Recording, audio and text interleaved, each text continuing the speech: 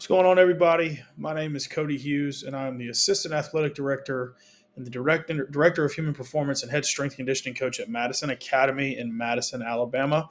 That's located in northern Alabama in Huntsville. Huntsville, Madison is right next to each other, just about 15 miles south of the Tennessee border.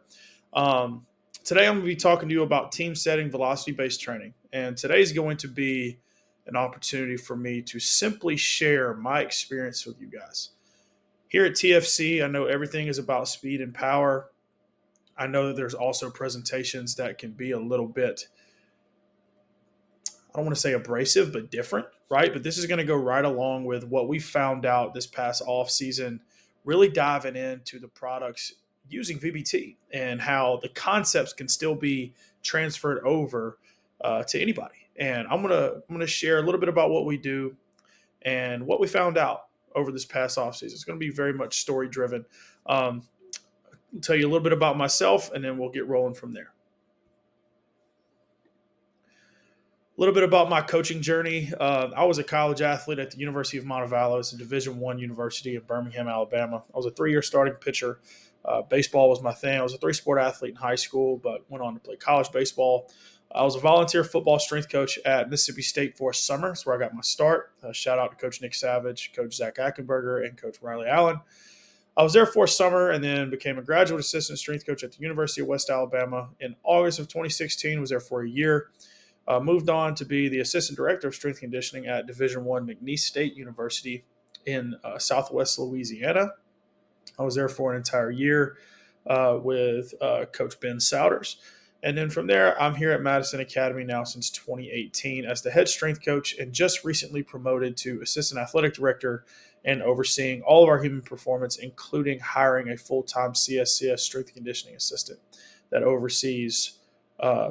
oversee all of the training for our entire school. So I've coached at every level. I was at the Division II level as a player. We didn't have a strength coach there. I actually helped my senior year program for our entire baseball team. I was at the SEC level, seeing what SEC football was like, my Division II, FCS Division I, and now at the high school level here in Alabama for going on 6 years. I'm in my 6th year here at MA. And we pride ourselves on delivering the best high school performance in the country for our size. We have a lot of technology in our performance department. As you can see, all of the items here, we're an Apple distinguished school where we have iPads across all of our racks, and all of our students have MacBooks. We use GPS, we use ForceDex, we use VidTrue velocity-based training, is which I will touch on most today. We have dasher timing systems. We have Rock Daisy AMS to manage all of our data and visualization. We have a shred mill, which a lot of you guys should know more about. It's the best acceleration leg training tool for sprinting on the market, in my opinion. And we use InBody for our body composition. We really pride ourselves on doing this at a high level. And me and my assistant coach, Ethan Crawford, and all of the assistant coaches that have coached with me in the past, including Logan Richards, Brandon Pig, or Brandon Davis now, and Derek Mason, all who are now head strength conditioning coaches at the high school level on their own. This has been built. It's not happened overnight. It is taken time to build this. Okay, it's taken time to acquire the resources for all of this and develop this into a high performance department that uses a lot of technology. That doesn't mean that strength conditioning is minute without technology. I just really believe in it and think it's a really great tool. So before we get into it, I always like to break down what to expect in a presentation. I don't like it whenever somebody goes into a presentation and you're like, where are they going with this? What do they mean? What point are they trying to make? Here's the roadmap we're going to go down. One, we're going to define velocity-based training. Okay, I'm going to go down the VBT journey and talk to you about our experience. So one, define it, then talk about the journey. Next, I want to talk about why it helps bridge the gap for sports performance when it comes to training in the weight room. Okay. Then I'm going to talk about velocity-based training implementation the Madison Academy way, how we do things. Doesn't make it right or wrong. Hopefully you can take something from it and learn it and apply it and discard the rest. And then lastly, I'll go over some product reviews and recommendations as I've gotten my hands on a lot of different products. And if you're looking to getting into velocity-based training, hopefully some of this information will allow you to make a good decision based off what the best fit and budget for your situation is as well. Not included on this slide, I'm also going to talk about velocity-based training in a way that might not be as traditional to think about, and I'll get to that towards the end. First and foremost, let's establish this from the jump. Velocity-based training is not a methodology, people. It is not a methodology. Well, what does that mean? A methodology means that when you think and hear of velocity-based training, you think it means bar speed or everything's going towards the velocity of the bar, and that is the end goal, as if it's just one way of training for speed, when simply that's not it at all. Velocity-based training is simply adding an extra metric and more metrics and more data points to be more informed as a coach to get as closely to the stimulus that we're trying to apply and the adaptations we're trying to create. That's simply it. And when I started adding VBT into our program, I started to realize that we got way more information quickly to create the environment that we wanted and get the adaptations that we wanted as well. It also revealed some information to me that I never thought I would have gotten without going down this journey. Now, let's talk about the information and the metrics that you get without it and with it. Without VBT in the weight room, you only have a few things to go off of if we're talking about lifting weights here. Okay, as a coach, I know without having technology, I know a few things for certain. Number one, how much weight's on the bar? Pretty easy to understand that. The technique being used, or the strategies and levers and leverages to put onto that bar or onto that movement. How many reps are completed? All used with our eye. And then in red, I put some asterisks here because this is very much subjective and can be very tricky, is the distance traveled with that bar. So you can see how low somebody's squatting or how much distance someone's covering in a bench press or how low they're going on an RDL. That's very subjective and can be very tricky because everybody's morphology or the way that an athlete is built can play tricks on you as far as how to count it as a rep or something that you're looking for. For example, if you want somebody to go low enough in a back squat for it to count, the old school mentality is getting 90 degrees or hip crease below knee crease. Well, where does that rule derive from? It actually derives from the old powerlifting rules. And in order to count it as a squat, there's a generalized standard in order to count it in a competition like powerlifting. So they use hip crease below knee crease. Well, in order to be a really good power lifter, you have to have certain leverages. That's why you see short and squatty athletes thrive in powerlifting, and the morphology of all the athletes gets a little bit closer to the same the higher the levels you go. When it comes to sports performance, that's not the case. Take a basketball player with a really short torso, really long femurs, really long tib fib, their squatting strategy is going to look different. And it's also going to surprise you the distance that they cover when it doesn't look like they're going very low based off the relationship with the floor and their hips and knees. That's why we need something else to help quantify that for us. And I think that it's doing athletes a major disservice for team, field, and court sports for lifting weights in a powerlifting standard. It doesn't make sense to me. So these are the things that we know without VBT, and really skilled coaches get really good results with just their eyes, weight lifted, percentages of weights lifted, estimated weights lifted, all of that good stuff. But when you add in velocity-based training, it can change the whole game. Let's look at it. Info with VBT, you get the same things you get without it. Good coaches need to know what the weight is lifted, what type of technique or strategy or leverage onto the bar or movements being used, and how many reps are being completed or should be completed in that set. But we've got 7 more items here that I know for a fact that you can get from with velocity-based training technology. When you can dive a lot deeper into these metrics, it just gives us more information on where to go. Instead of simply looking at it as, okay, Johnny lifted 315 pounds for 4 reps. That's kind of just telling us what happened. That's like saying the Madison Academy football team won the game. Well, if we want to be better football coaches, I need to know how we won the game. Or the Madison Academy football team lost the game. We know that we lost against this opponent. Well, if we didn't have the stats behind it, possessions, okay, efficiency, tendencies, turnovers, interceptions, all of those informations that we're going to get, and even those, some coaches go a lot deeper in those analytics side of things to try to give us more information on how to improve, right? How to use a better strategy, techniques and tactics to win the game. It's the same concept in the weight room when you have VBT. I'm going to break each one of these down for us. Okay. Starting with this. Distance traveled is no longer subjective. As you can see right here in this chart I have right here, this is a readout from Vitruve that I currently use with my programs. Ignore all the other stuff. We're going to go over each metric and kind of what it means. But this is each rep, 1, 2, and 3. This is one set for 3 reps. And you can see on that far right side, you see 27.1 inches. That is how much displacement the bar was in this specific set. I believe that this was a back squat.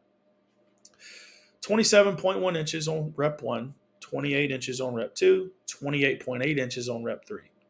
The good thing with this is you can normalize what type of distances you want to be traveled in certain exercises based off of certain athletes' morphology and based off of strategy you want.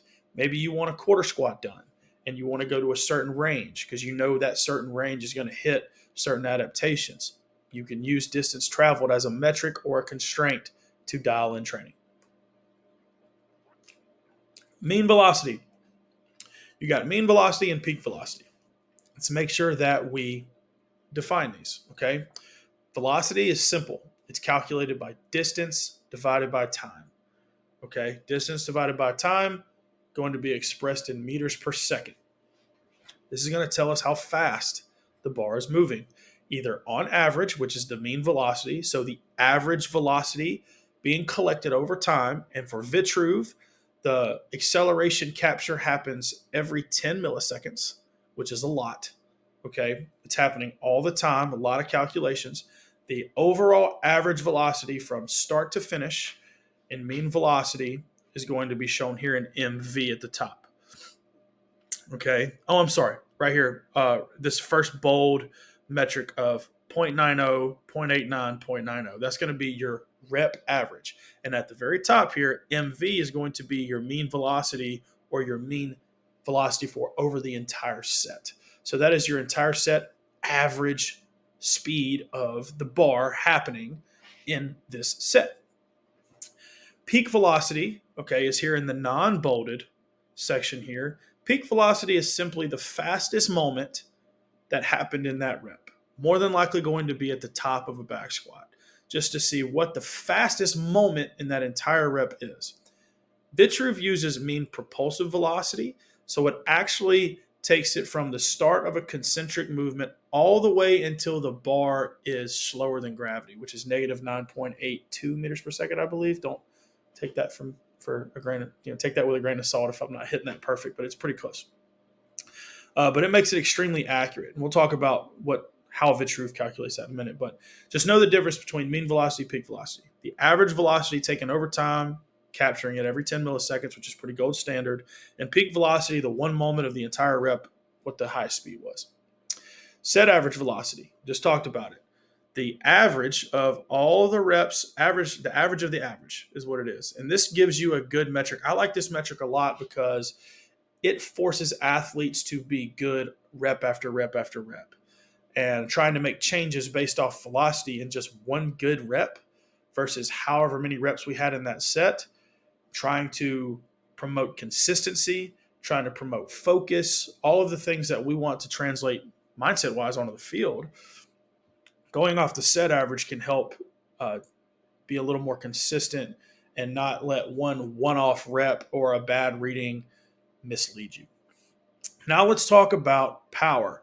Okay, we've got mean and peak power. So average power and peak power. Power, okay, is force times velocity. We just talked about velocity.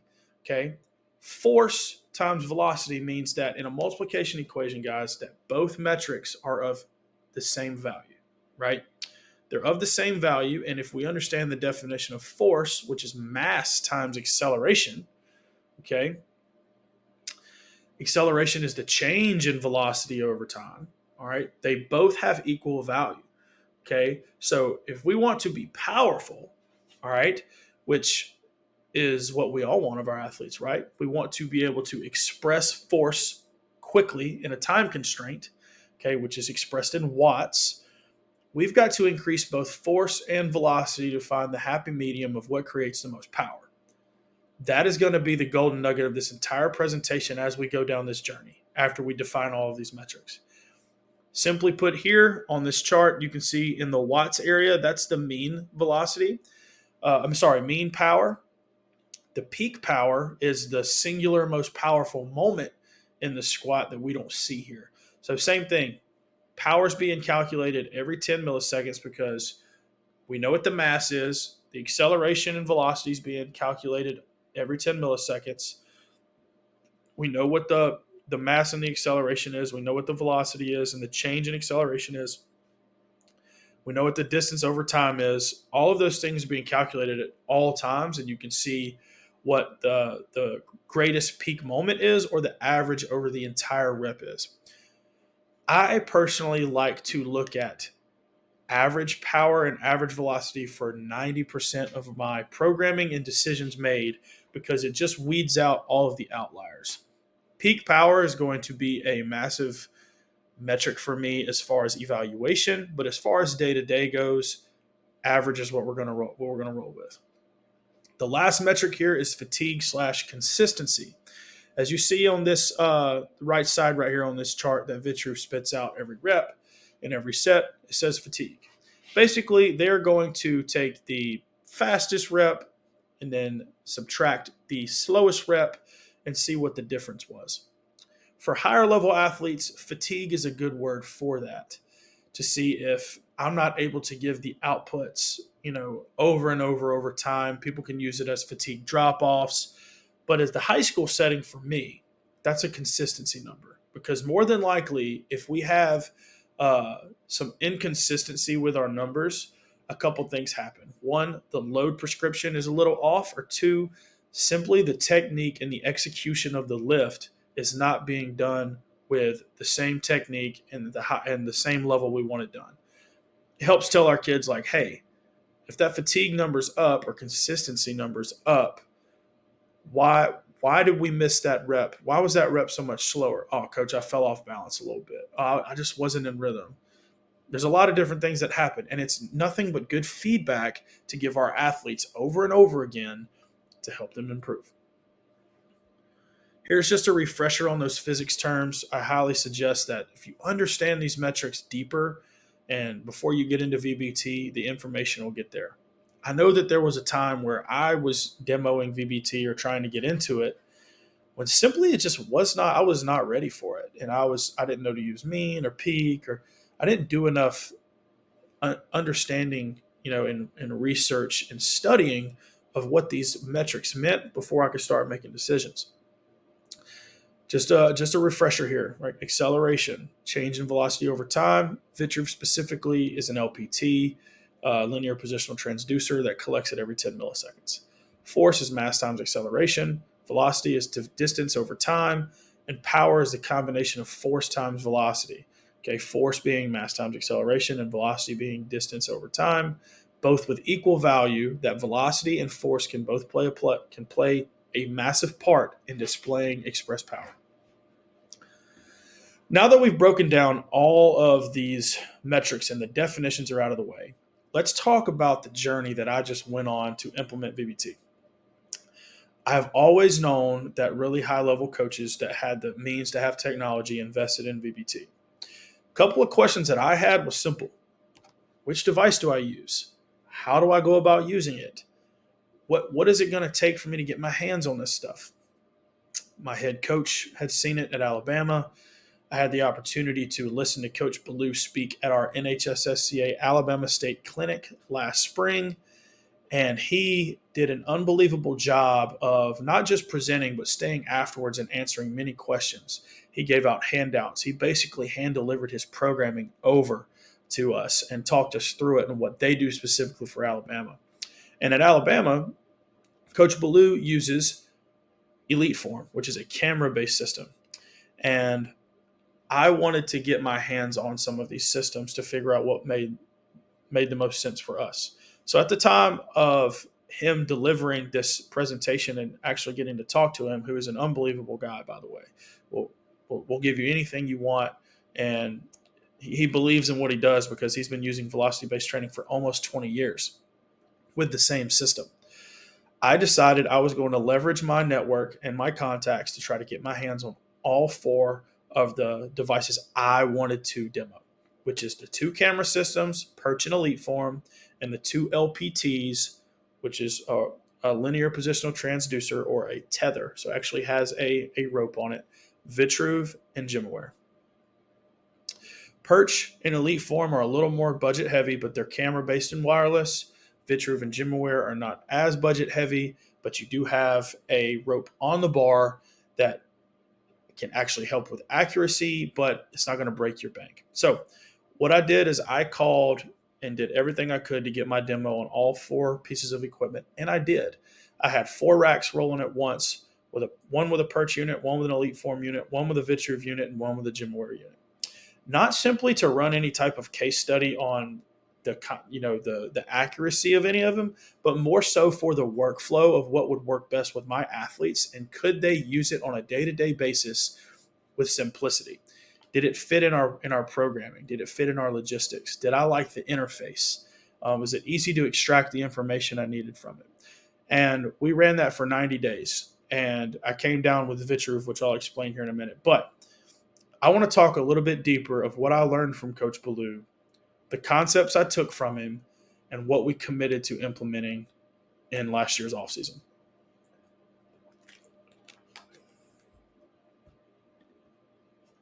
When we heard Coach Ballou speak, there were 2 concepts that I took from his speech when he gave his presentation. Number 1 is 0.90 meters per second mean velocity is the golden ticket. That's where peak power happens. He said he's collected thousands and thousands and thousands of data points that in strength lifts, I'm not including Olympic lifts here, just strength lifts, you're going to see peak power happen around 0.90 meters per second. Use that as an assessment. I wrote that down very fast because I knew that was a good place to start. The second one is you need to incentivize performance via competition, and you need to make the competition non-negotiable.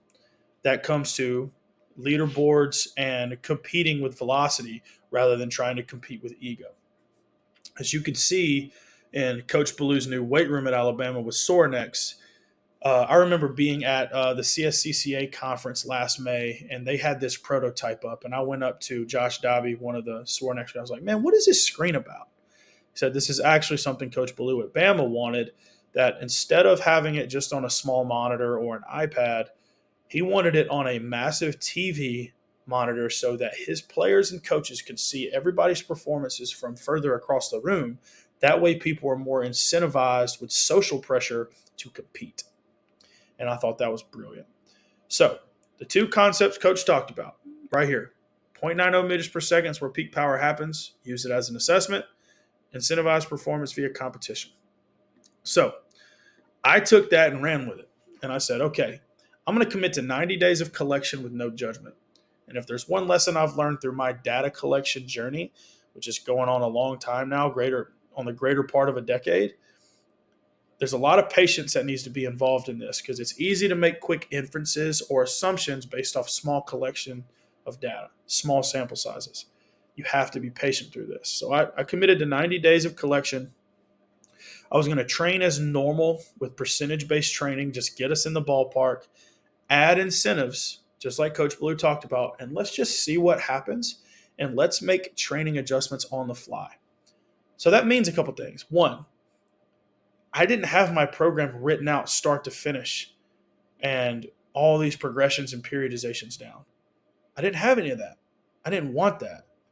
I was going to take it and I was going to make coaching decisions pretty much week by week and see what I liked, see what I didn't like. But I knew for a fact this. I knew that our guys would see a number and I knew our guys would compete. So this leads into this. What did I know going into this? I knew, number one, that feedback will increase our outputs. I knew that once our kids started seeing numbers drawn up, they were going to absolutely compete their tails off because I know the culture that we have. Just like if you pull out a stopwatch or a timing system, kids are going to run fast. Pull out a radar gun, kids are going to throw harder. Pull out a Vertec or a jump mat, kids are going to jump higher. All the things that kids want to be good at, especially in a weight room, they want to be the top. So you got to breed that. And if you use that to your advantage, you're going to see outputs go up. I knew that percentages have a relationship with velocity. We understand the force velocity curve. We knew heavier meant slower, lighter meant faster. But it really surprised me what I found out, how that relationship isn't linear like I thought it would be. And third, numbers create competition. Just like Coach Holler talks about record, rank, and publish, having leaderboards at all times in front of our kids' faces did a couple things. One, it reveals the truth. And two, it incentivizes that if you truly want to see improvement, it's going to take work. You can't just have one good moment because it's always being displayed. So now that we know that's what we know, let's talk about what we found out. One chart that Coach Ballou delivered to us is this average velocity percentage max predictor. So a lot of coaches that may use 1RM percentages or percentage-based training wanted some type of chart to go off of to see, well, what does velocity look like for this type of percentage? Because I know percentages well. What does velocity look like? I had that same question. And my first question was, what percentage, what the hell percentages is 0.90 at? Because that's where you say peak power happens. And he delivered this chart to us for strength lifts. Remember, this is not involving Olympic lifts. There's a whole different chart for that. I personally don't utilize Olympic lifts very often, so it's not a main focus for us. And if you look at this chart, you see the same numbers here, which this is what he has. These are just names that he used. You know, it's not Dr. Brian Mann's work or anything of that. But you can focus on the linear relationship between 0.90 at 55% all the way down to 95% of your 1RM being at 0.26. Now, I saw this chart and I knew I had to take it with a grain of salt, and you need to as well. Why is that? Well, a lot of people that use 1-rep maxes or estimated 1-rep maxes to create training prescriptions off of, it all comes back down to the number that our athletes can execute with the heaviest weight on the bar. Guys, that can be the most misleading thing, because when it comes to lifting a really heavy weight, the technical aspects of the lift itself is going to be the limiting factor. It does not mean that is how they can express strength. And I'm going to talk about why strength is an expression, not an attribute. So looking at this chart, 95% of 1-rep max is correlated with 0.26 on average of meters per second. That means if you keep going down to a true 1-rep max, you're looking at 0.18 or so, 0.18 to 0.20 meters per second on average. And if you've ever ran velocity-based training, you know that speed, that's extremely slow. And that takes a very skilled athlete to get that weight up. Now, is the freak of natures that he's working with at Alabama going to go off this chart? Probably so. At my high school level, I didn't want to go that route because I knew that development was more important. So I simply just bumped everything up to the point where I wanted to figure out, all right, what is going to be my bottom line velocity for what I'm going to calculate all my numbers off of? Because remember, I'm coming from a percentage-based background where everything was based off of estimated 1RM or true 1RM. And I'm still in this land of like 1RM work backwards, 1RM work backwards. And I just keep finding out throughout this whole journey, guys, that I'm already in the wrong mindset, which is crazy to understand, but you're gonna hear more about this as we continue down this journey. A good friend of mine named Rich Burnett created this load velocity uh, estimated 1RM calculator based off of known velocities, also with what is known as the minimum velocity threshold that you want to use. I actually bought this from him, and he has it on sale. If you look for Rich Burnett on his Twitter or his Instagram, I'm sure he has it for sale. I think I bought it for $75. This was a brilliant mathematical equation of understanding both force and velocity, how much mass is involved, how fast it was moved based off of slope and intercept, and then seeing the correlation of how close of a 1 rep max you can get to based off those metrics. And in this chart itself, you had 7 options to try to get as big of a range on the curve as possible to deliver that one estimated 1RM. So I decided to take a sample athlete and work backwards.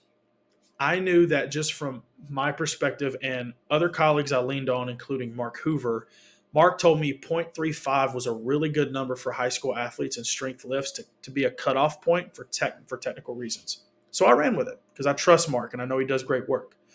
So I put in my minimum velocity threshold at 0.35. So 0.35 was going to be the cutoff of what a 1 rep max would be at that speed. I used the known 1RM of 405 just as a typical 4-plate squat for a football athlete at the high school level that I think's decently strong. Now it was time to figure out how I could get the exact same relationship and the highest R-squared relationship I could possibly get with estimating, all right, if this is what our 1RM is going to be, going down the list, these are the percentages or the loads and speeds you need to hit to say you can lift 405. This was just an easy reverse engineer job, guys, just like all of us do. Like, all right, if I know, for example, instead of doing an estimated 1RM and simply weight and reps, I can now use velocity to calculate strength. Again, you'll be surprised what I find out. So let's look at it here. I got this all the way down to a 99.4% R squared, which is pretty dang good, which means like that's an extremely correlated, almost as perfect as you can get to figure out what percentages and velocities and loads that would estimate exactly to the number I'm looking at. And sure enough, you go down the chart just like Coach talked about right here. Okay, it gets pretty close to that, but I just moved everything up to 0.35. 0.90, or that peak power Coach Hughes talking about, 51%. That's pretty close, right? And then walking things down, 0.85, 0.75, 0.65, 0.55. I just got pretty close to it, all the way to where I know I'm going to train somewhere between 50 and 90% all the time. Rarely am I going to go to that 0.35, 100% rep. So I just went between there and went, okay, these velocities correlate with these percentages. Good to know. So I took it and I ran with it. But I found something out really interesting, and it changed my entire perspective on strength and conditioning for field and court athletes. This right here is our starting right tackle this year. And I'm hoping that by the time you hear this, we have won the state championship or at least played in it. By the time we're recording this, we are prepping for the semifinals, and we are 13-0 at the moment. And this is our starting senior right tackle. His name's Reese Baker. He's a 6'4", 275 lineman. He runs 20 miles an hour in a fly 10. He has lots of Division I offers, including in the SEC. And his bench max is 290. If you ask any Division I head football coach or strength coach or anybody of that caliber, and you ask, this is an SEC offensive lineman, and he can't bench press 300, this cat's weak. We need to get that up. It's like, interesting. But why is Reese so good on the field? What makes him so attractive? He's one of the most athletic linemen and big men I've ever coached in my life. And he can only get up 290 pounds on a bench press, no doubt. And we've trained it like crazy. Well, when we started training and collecting data, I knew that I needed to train somewhere between 50% to 90%, just like that chart I showed you. And I knew we were going to do that within those 90 to 120 days, 3 to 4 months in the off season. This is what we found out. This is Reese's numbers. And if you look at this chart, I took 5 numbers, 5 speeds going from peak power number all the way down to that 1 rep max number. And Mark ended up being very, very on point about the 0.35 number, because technique really, anything slower than that, technique, I think, exponentially goes up on being the limiting factor. Let's start here on the right side. His max is 290 pounds at 0.35. That was the highest he could lift. And guys, I'm not kidding you. We would put 295 on the bar and he couldn't get it. He would get stapled. Now, is that the case with everybody? Not necessarily. Make sure we take this with a grain of salt.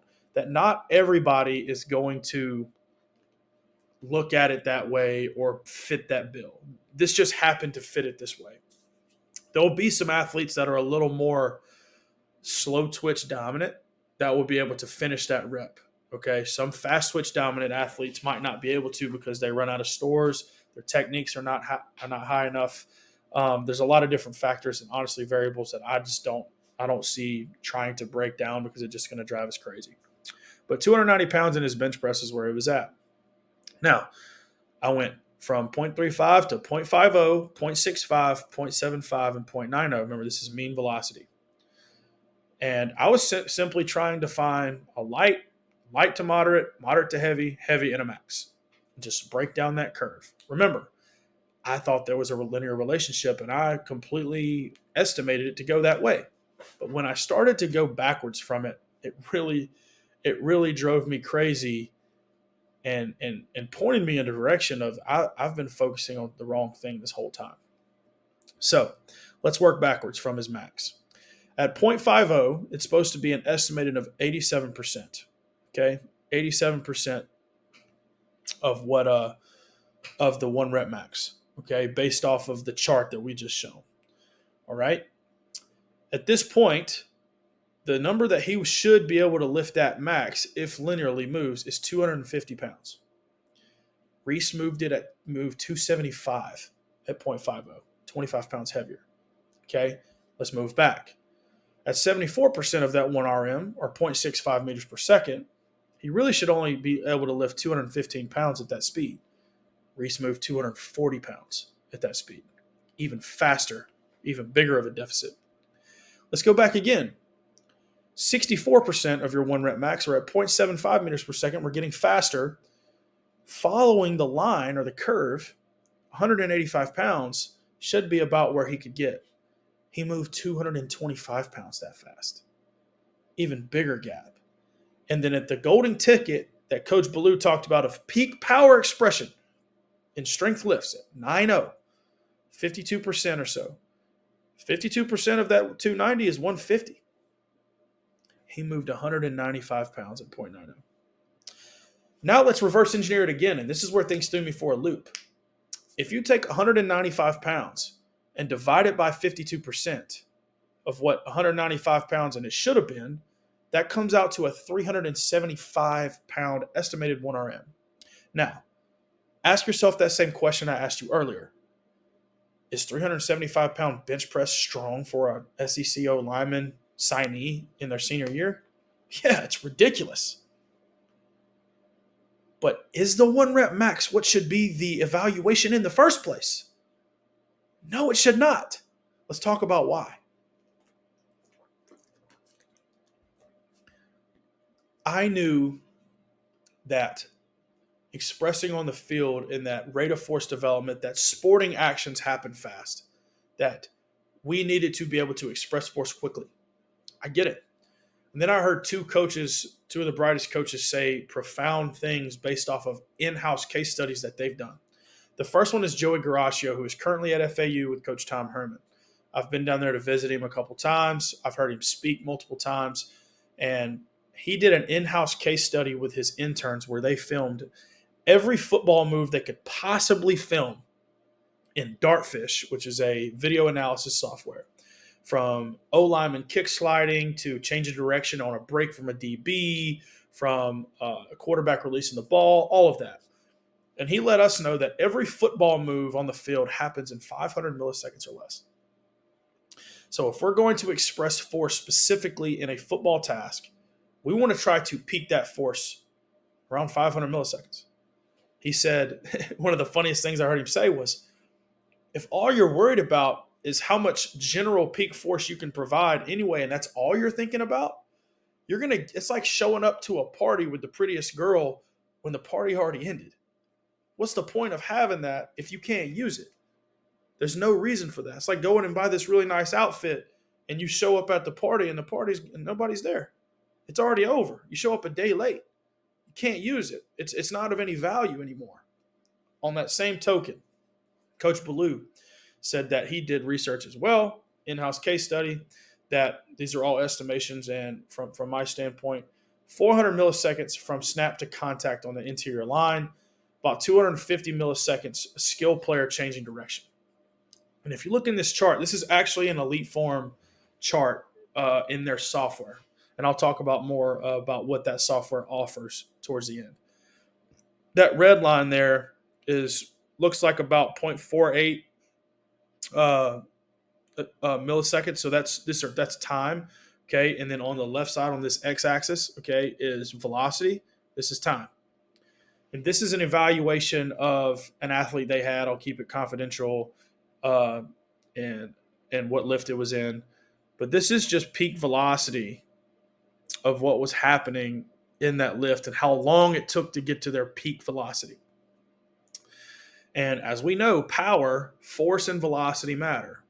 And velocity is the highest constraint on the field. So if we take velocity as the main constraint first, we can see where we need to peak this thing. And Coach gave kind of a gap here of where the highest velocity needs to be expressed to be good on the field. So even though they can get their velocity up this high, all of this is unusable. In this bracket is what you're going to be using on the field. And that doesn't always mean, remember, this linear relationship is so misleading because just because you think that, well, if his highest velocity is here, the relative velocity at this time frame is automatically going to be higher. I just proved that that's not true in the case study with my Division I offensive line signee. That's not true. Their peak, and you try to reverse engineer where it would actually be a lot lower than what it actually is. So we actually have to see where that's at if we want to see what applicable force application in the time windows and constraints of where we play matter. And I tell you what, guys, that literally had me looking like this. I had an epiphany. It's almost like the light bulb went off from that 70s show, where Eric has the light bulb go off. And I'm sitting here thinking, I knew that 1RMs were misleading. I knew that it wasn't all about maxes. I knew that, but I could never put my finger on it until I got my hands on technology to do it myself and listen to much smarter coaches than me say it. So what matters? This matters. Everybody that I heard from for the longest time always say that get your strength base up and then go on to power. How strong is too strong? What is strength in the first place? Strong is not a general quality. That's one thing I learned right here on this slide. Strength is an expression, not an attribute. Strength, by definition, is expressed force within a specific task or technique or leverage. There's a lot of constraints around strength. You express strength in different ways. You can walk around and say, man, that guy looked strong. Well, how would you evaluate it? There's a lot of different ways to do it. Are you evaluating them during construction work? Are you evaluating them in a 1-rep max powerlifting contest? Because that type of strength is going to look a lot different.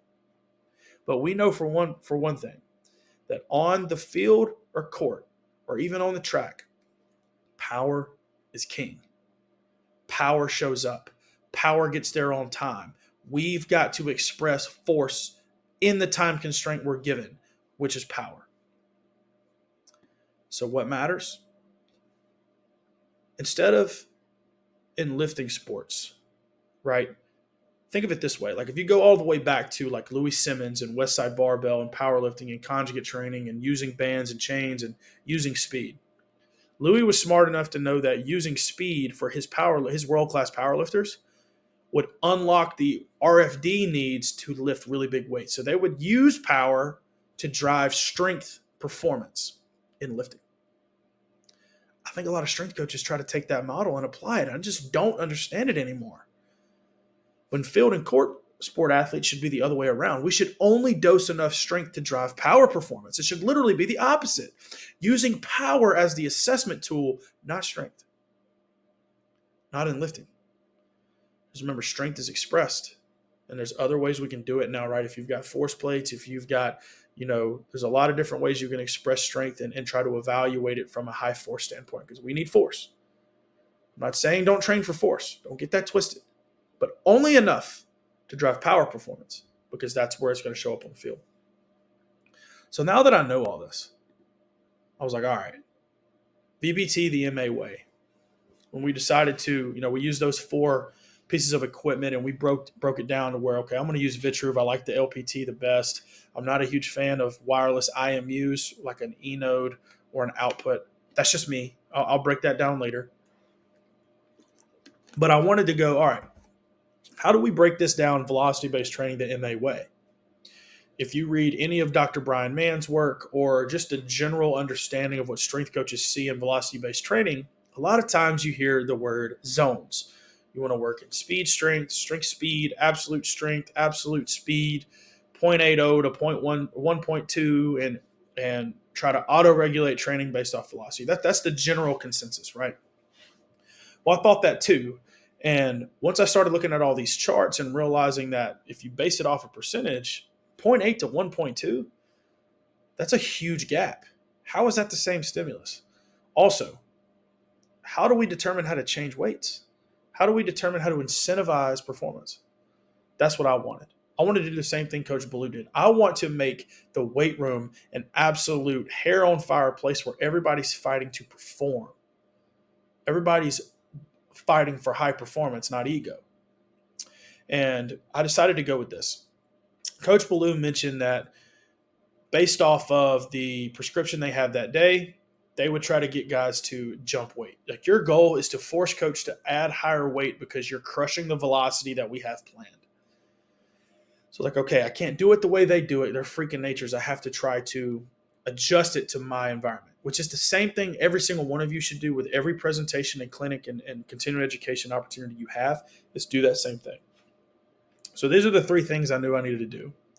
I wanted to set velocity band PRs, and you always have a chance to set a record.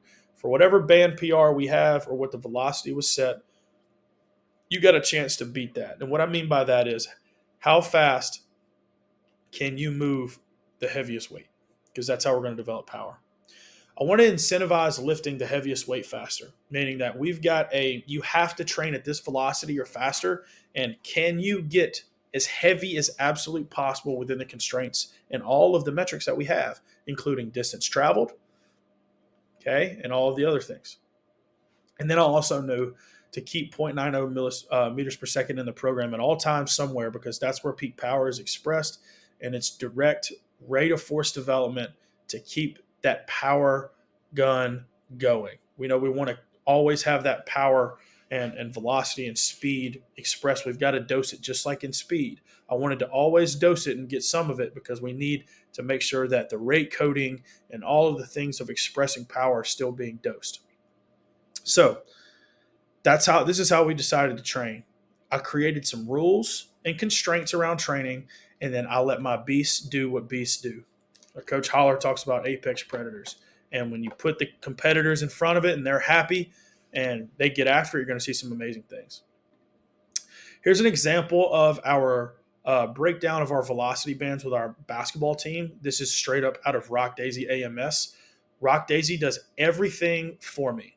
Okay, it's the best athlete management system on the market. If you've got more questions, please email me. I'd be happy to lead you through it and why I believe if you don't have something along these lines, you're really missing out on evaluating faster and making better decisions. Now, there's some gaps in here with this because some guys just weren't there that day. You know, high school training can be. But here's a back squat assorted from the heaviest weight down in these velocity bands of our basketball team. And you can see that these velocity bands go from 0.40, 0.50, 0.55, and so on. I don't even have 0.35 in there because that's like a 100% one rep max for me, where technique gets shady. So I went from 0.40 to 0.90. And I can see kind of where my athletes are on all of these bases.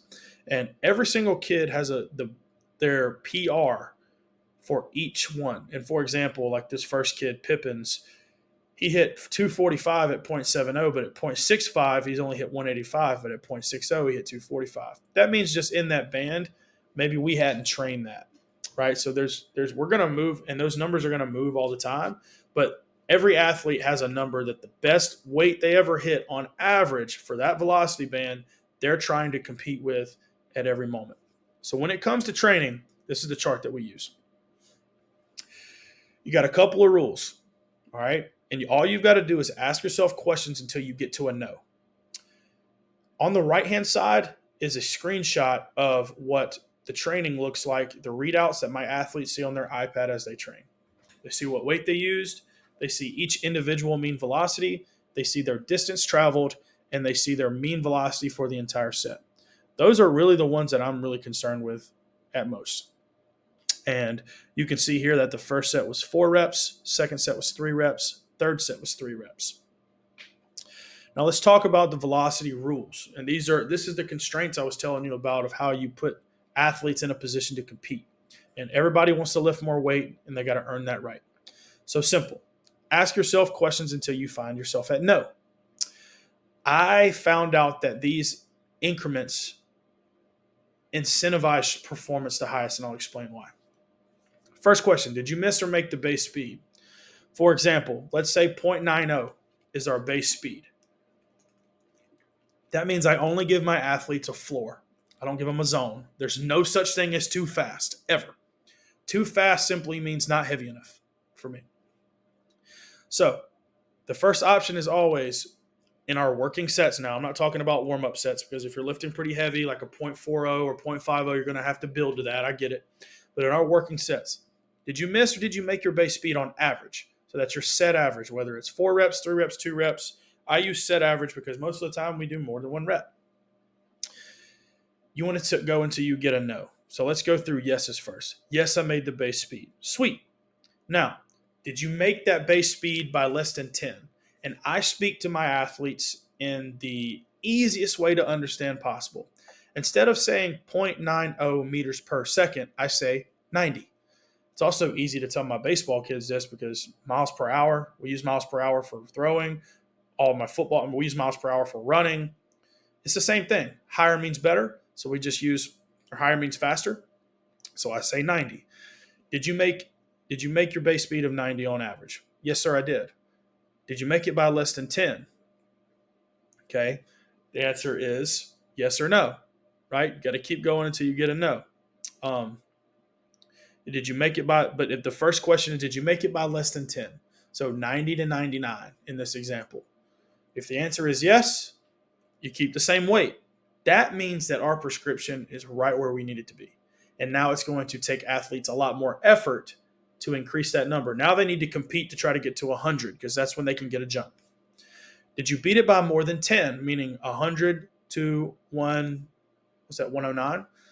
Increase your total weight by 5 pounds. Did you beat it by more than 20? Yes, 10 pounds. More than 30, 15 pounds.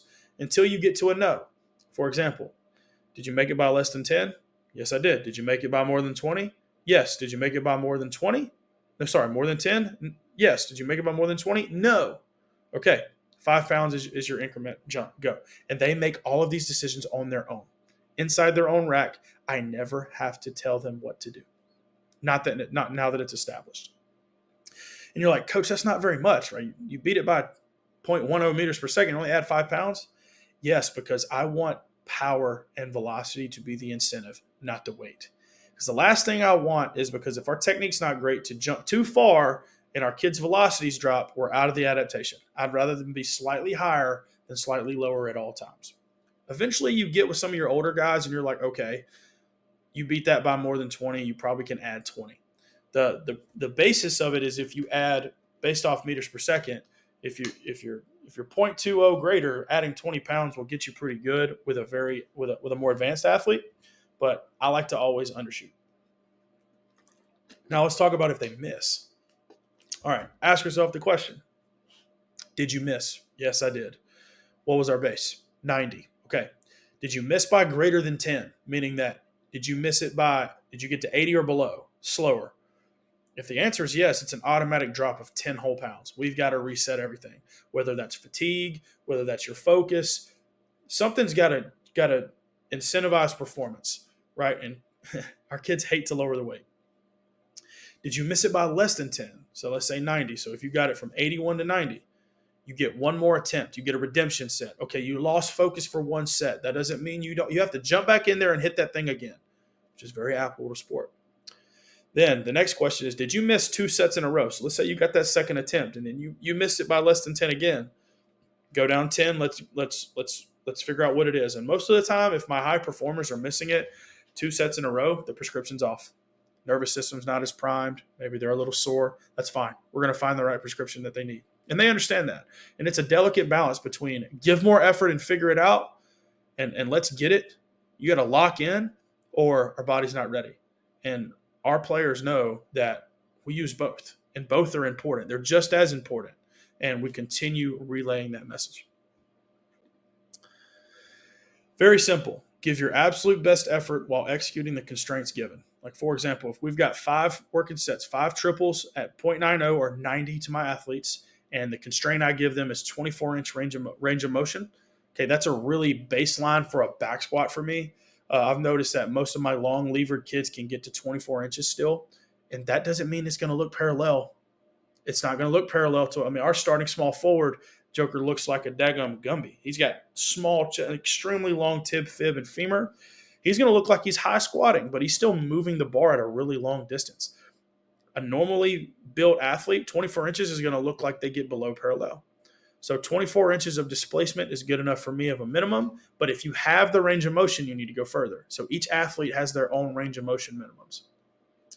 And then attack. Use our rules and get after it.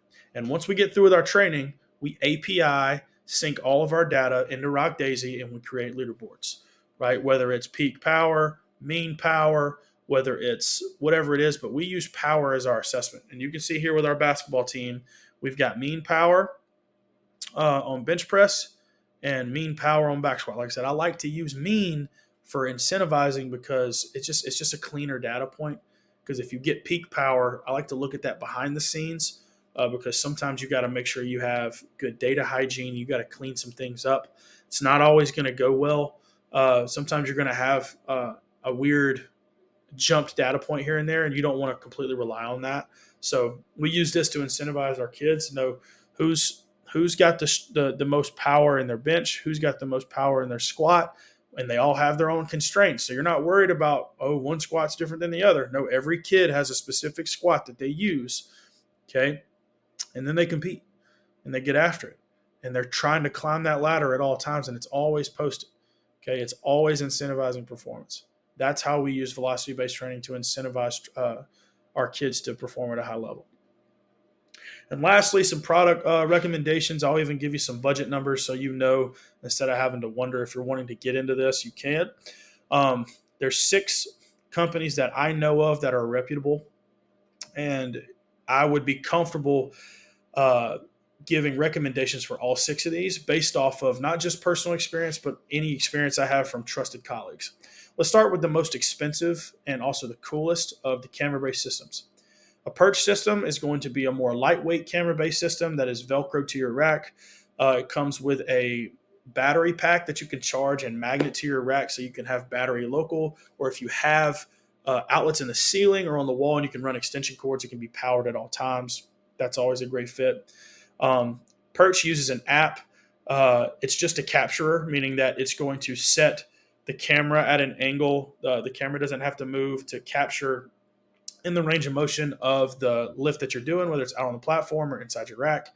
And it'll capture it as you go. And you have all your profiles. It'll capture it. And Perch has a really good dashboard online to be able to get and extract all of your data on their dashboard that comes included with that. It's a really high level. If I would have made a decision, I probably would have bought Perch, but it's $1,200 per unit per year, pretty much on a leasing basis, unless you have some really big pockets to purchase it outright. They didn't even give me that option. So think if you have 8 racks or 10 racks, you're looking at 12 grand a year. If you have 10 racks. So that's a lot of money. And you don't own it. You got to pay it every single year. So if you have that budget, go for it. That's fine. It's a really excellent product. Elite Form, that's the one that Alabama uses. I know that LSU uses Elite Form now. Elite Form is a little more rigid. It's an actual computer that's bolted to your rack. You have to have direct power. It's not something that can be battery packed like Perch. It's a little bit more clunky. It's got a multiple camera system set up, and they kind of preset that for you. And it even comes with the monitor.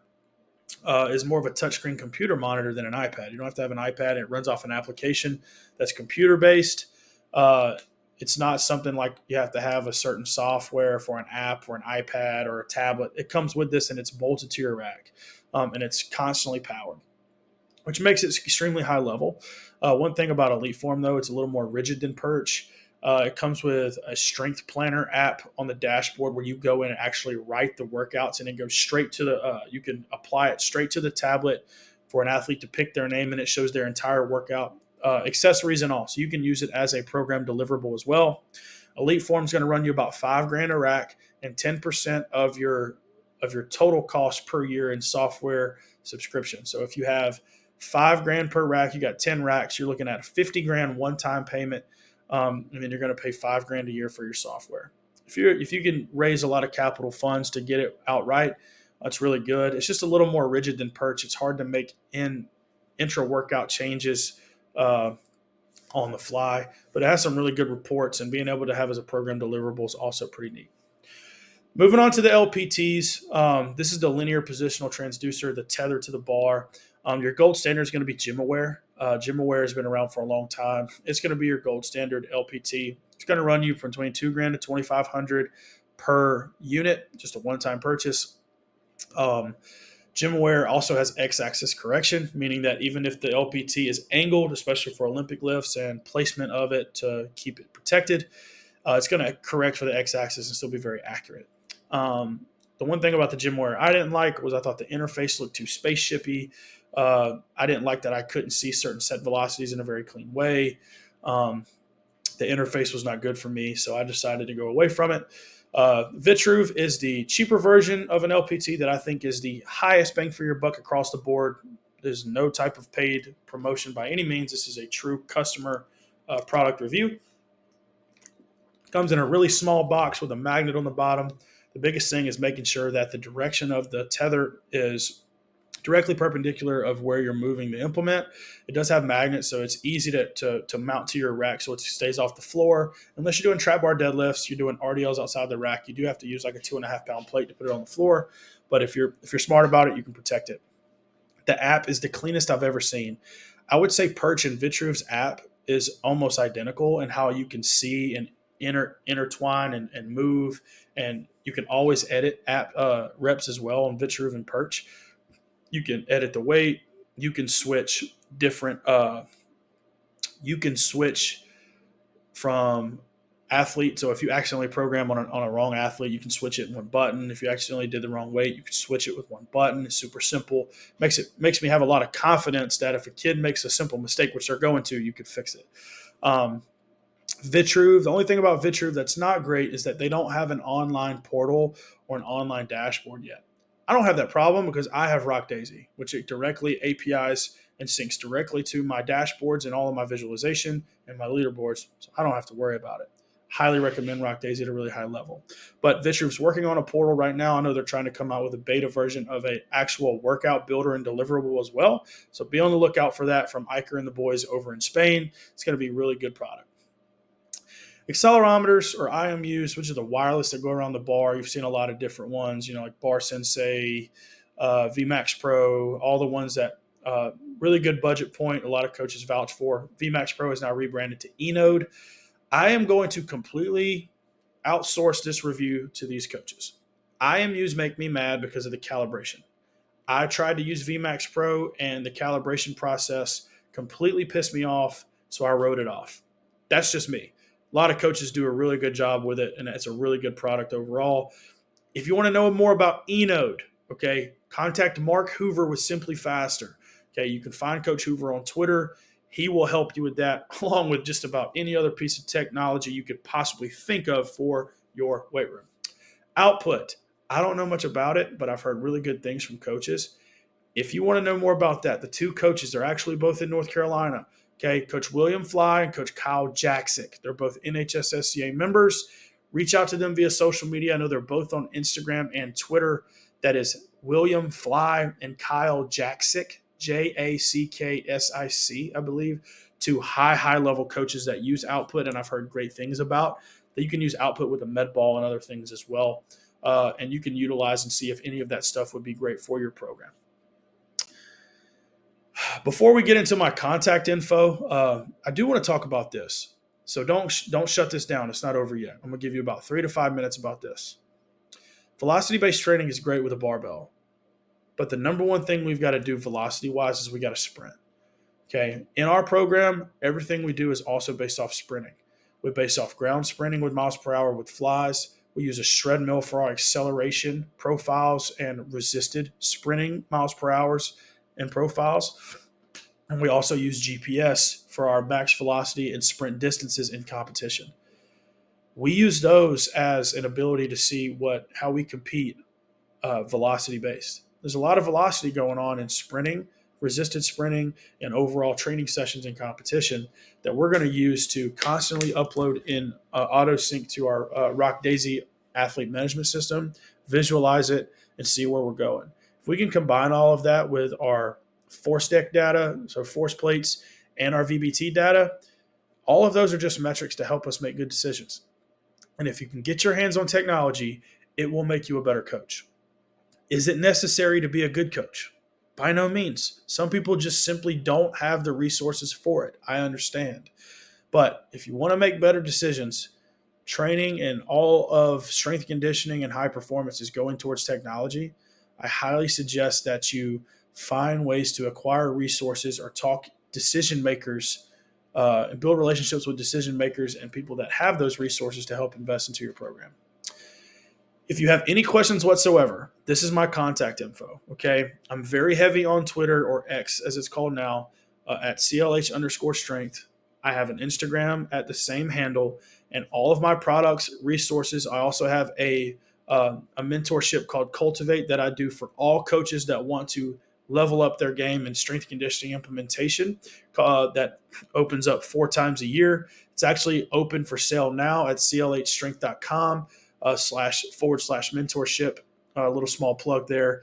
If you want to jump in on our first cohort, I'm only accepting 25 coaches. I'm never going higher than that because I want it to be an intimate experience. Okay, it's going to close, and we're going to start January 8th. December 1, we're already rolling for enrollees. So if you go to my Twitter, you'll see some advertisement. Go to my website. If you want to go even deeper in this stuff alongside me as well, we can do that as well. So thank you to Coach Holler. Thank you to Chris Corfus for allowing me to be a bonus presentation for this year's TFC. I'm looking forward to seeing all of you in Chicago coming up here in a couple weeks if you're going in person. So if you have any questions, feel free to email me, send me a DM. Be more than happy to help you guys. God bless.